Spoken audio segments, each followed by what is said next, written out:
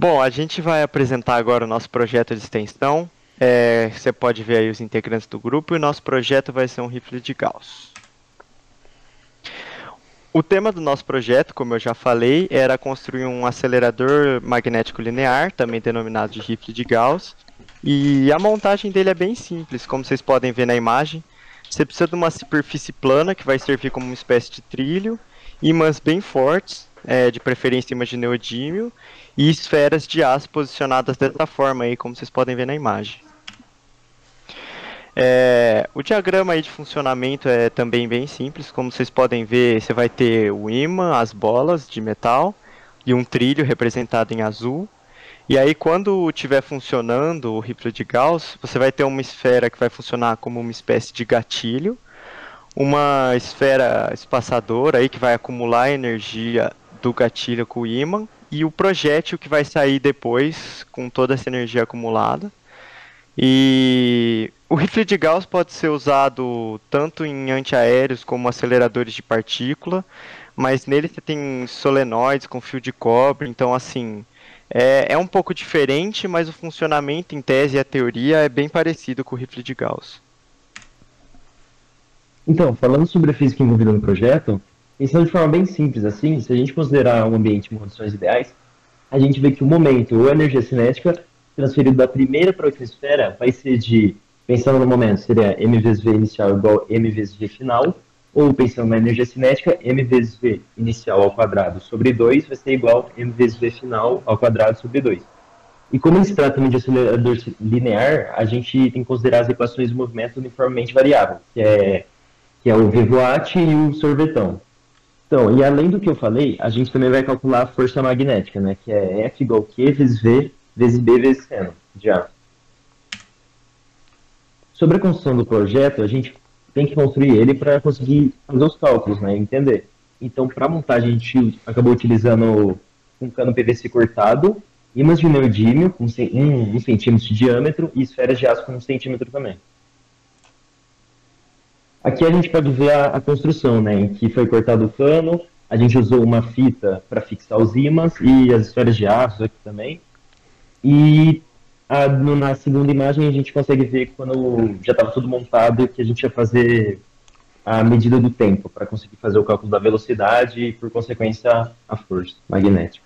Esse é o projeto do rifle de Gauss. Então, o cano de PVC cortado em longitudinal, os ímãs de neodímio e as esferas de aço. Então eu vou colocar aqui para mostrar como que ele funciona.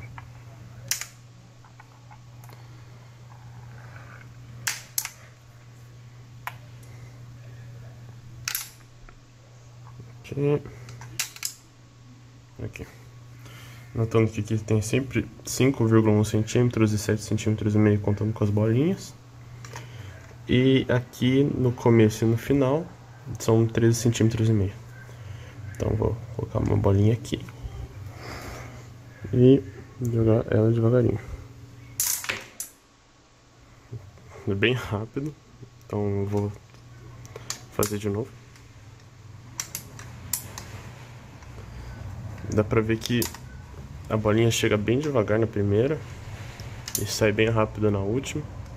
Então comprova que realmente é um acelerador linear. Vou fazer de novo. Então, bom, agora eu vou falar um pouco do desenvolvimento teórico do nosso projeto.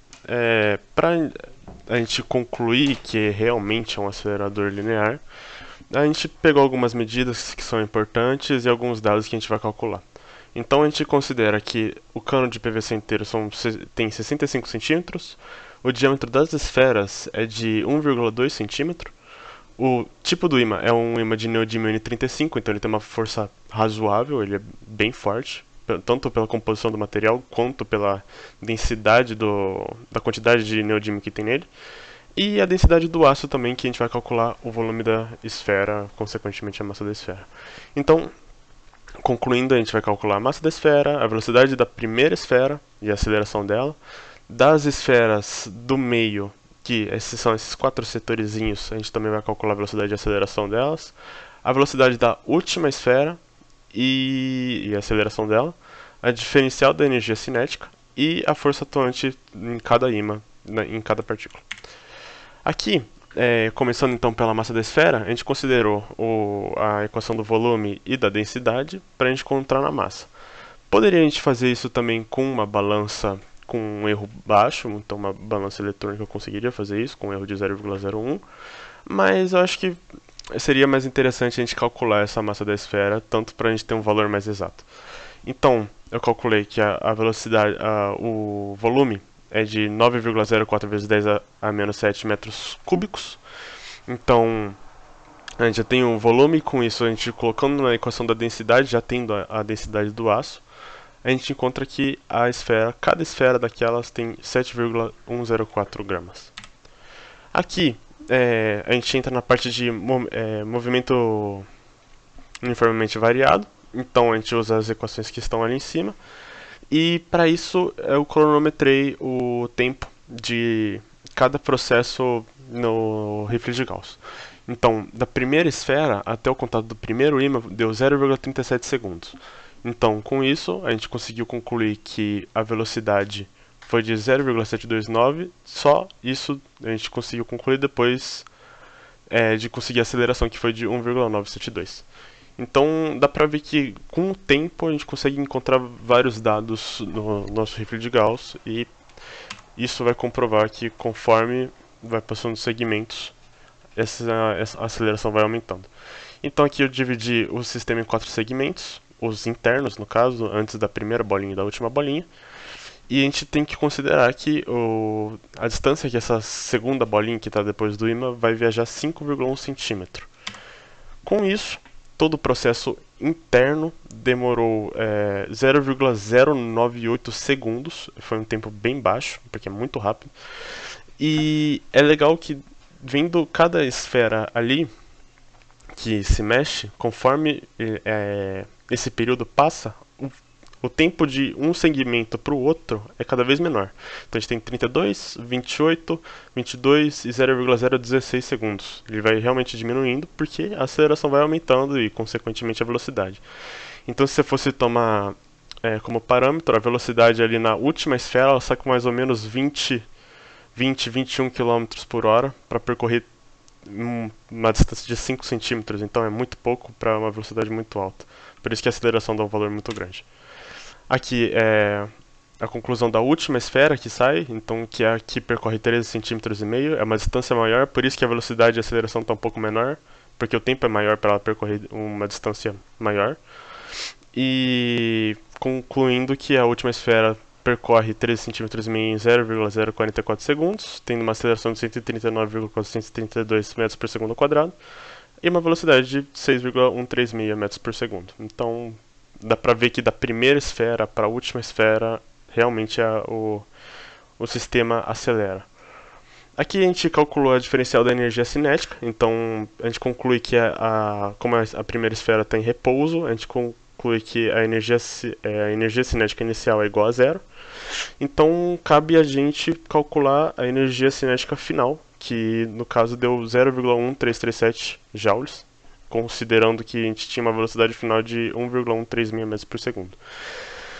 Concluindo, tem ganho de energia também do sistema para auxiliar a velocidade. Aqui a gente tem alguns dados meio brutos que a gente tem sobre o ímã de neodímio N35, que o campo dele é igual a 1,6 Tesla, então é um campo considerável para o tamanho dele e também da composição dele. É um ímã forte comparado aos outros de malha de ferro e por aí vai.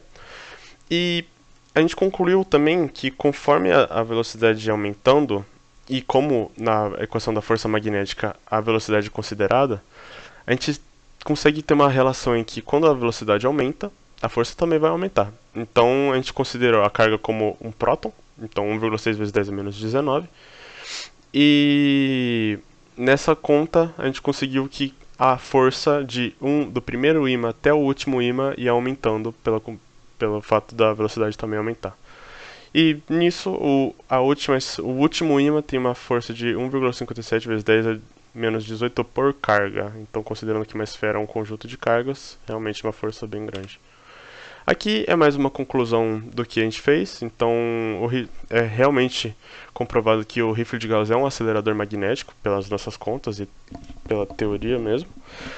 É possível concluir também que a cada trecho que as bolinhas passavam, naqueles 4 trechos que eu tinha colocado naquela imagem, é cada vez maior. Então a gente consegue ver que a aceleração aumenta gradativamente e o tempo que a cada bolinha percorria diminuía, porque a aceleração aumentava. Então, também a gente pode concluir que a força magnética nas bolinhas perto da superfície é consideravelmente grande e ela aumenta, porque é refém da velocidade.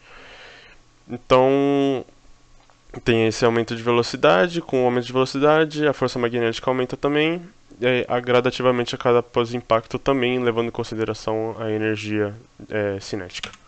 Aqui tem algumas referências nossas, que a gente usou para o desenvolvimento do projeto, e é isso.